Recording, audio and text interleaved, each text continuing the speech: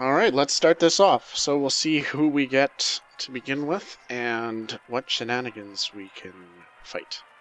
My money's on worthy opponent. It's gonna be worthy opponent. I always hope for like game dev or like whichever one it says. Gibbering Victim or something like that. Moby me. Oh yeah, look at that. First prediction of 2014. Oh, okay, so mirror matchup. This will be Annoying. yeah, annoying. So yeah, you're going first. So I've got a good 3 mana hand right here. The problem is I don't really have anything else for the lower end. Like I don't have a 1 or a 2 mana. However, I do have my class ability. So I'm going to keep this hand and see how it works for me. That means on turn 2 I can use my daggers, and if there's something on the field, I can deal with it. Oh look, another Harvest Golem. Oh, that's good. The pleasure is mine. By the way, what you're looking at right now is a classic effect of the very high 3 mana curve. That's why he has all 3 mana cards in his hand. Thank you, Captain Obvious. No problem. Thought I'd throw that out there. It is a stream. You need to keep. Yeah. I'm teaching. This is teaching. Yeah, so that didn't take long for you to get a low-cost guy. Yeah. I mean, that's your second turn, so... He hasn't played anything yet. Well, his hand is primarily low-cost cards. Yeah. Oh, is that a mana? What is that he played? It's a Mana Addict, so anytime that he casts a spell, it'll gain 2 attack, but only for that specific turn. So Yeah, but you can do that. Like, Mana Addict is one of the... When you're doing a Miracle Rogue deck, basically, and you're playing combos, Questing Adventures and Mana Addicts. Mana Addicts is what I would drop early, and then as I combo... When I release the questing, when I release like whatever card that I've stacked all the way up, I've also been stacking the Mana Addict, which is, it just makes, basically your goal is to kill the guy in 1 turn. Oh.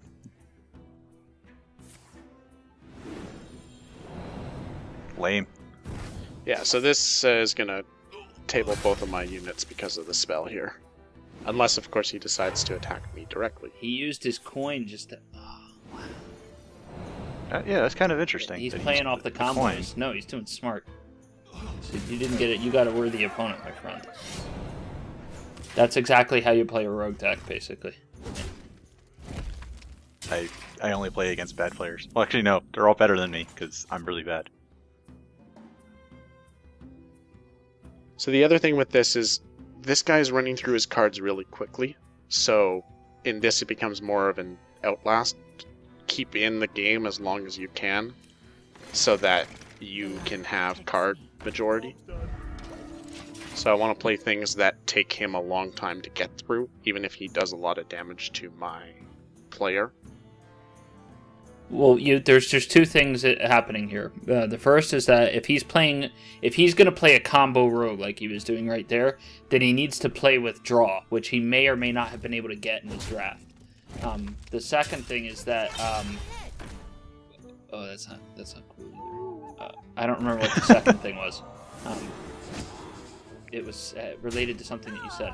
Oh yeah, you can take damage as long as you can keep his table clear. You can eat all the damage you want, because when you're doing, as long as you're holding control, there's like later on there's not going to be a whole lot he can do to you.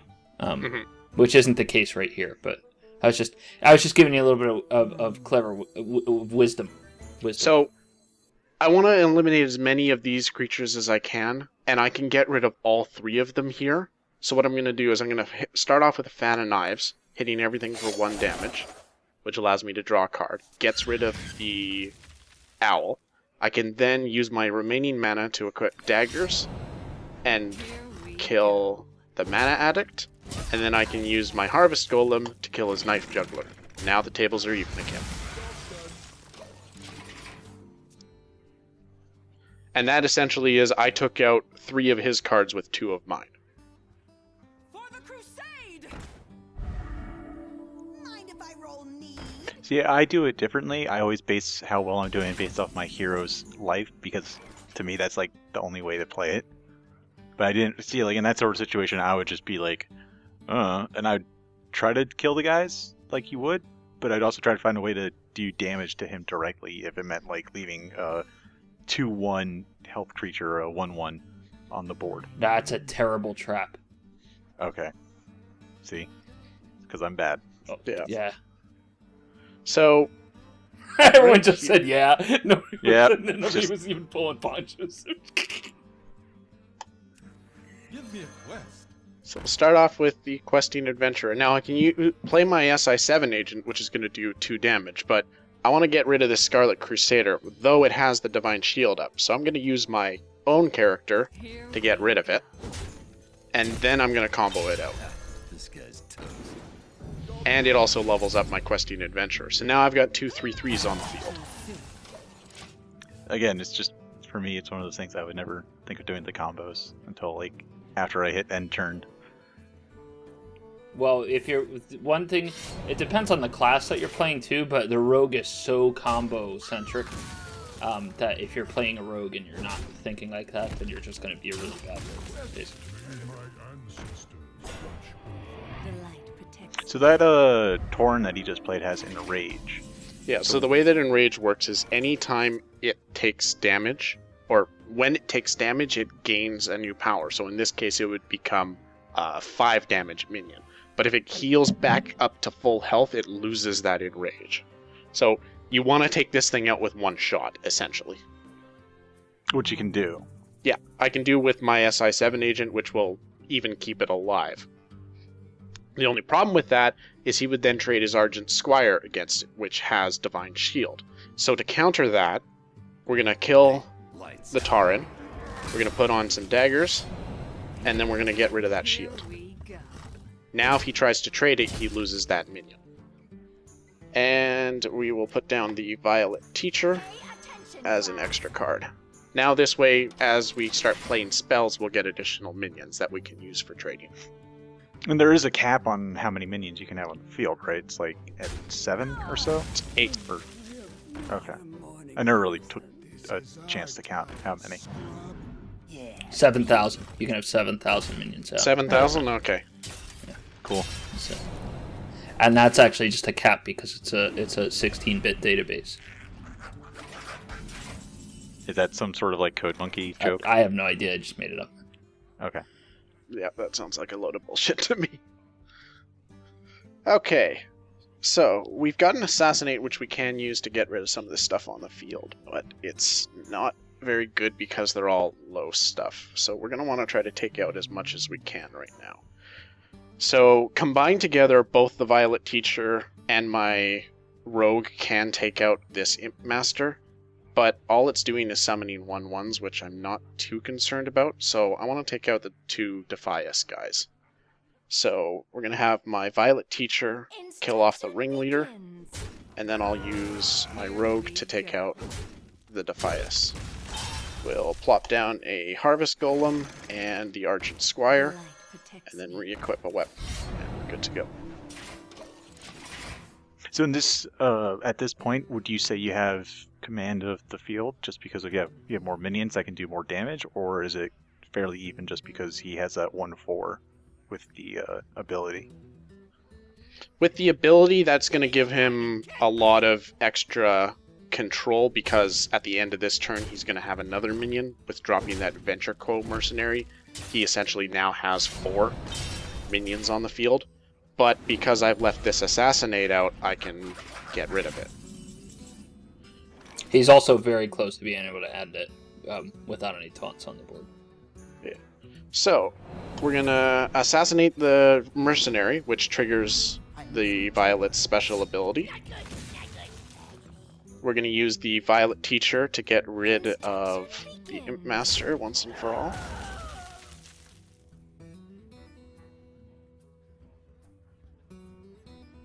What we're going to do is we're going to drop this Direwolf Alpha, and that's going to give our extra guys a little bit more damage to them. And then we're going to use both the Argent Squire and the Rogue to take out the final 2 minions. And then we've got our Harvest Golem free to attack. So now we've got good board control. The only thing that's going to really affect us now is if this Rogue has a Vanish. And they have absolutely terrible draw right now. Your magic shall not save me. Bring me steel. So what that spell does is it basically makes it so that Every hero single can't- minion is returned to the field with a vanish. Or sorry, every single No, what minion he is did- returned to your deck.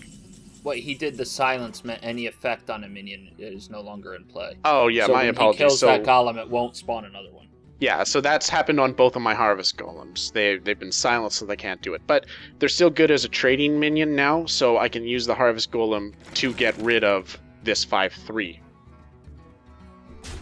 And now that I've got a taunt unit, I can now put it in place so that the direwolf is still giving it an effect.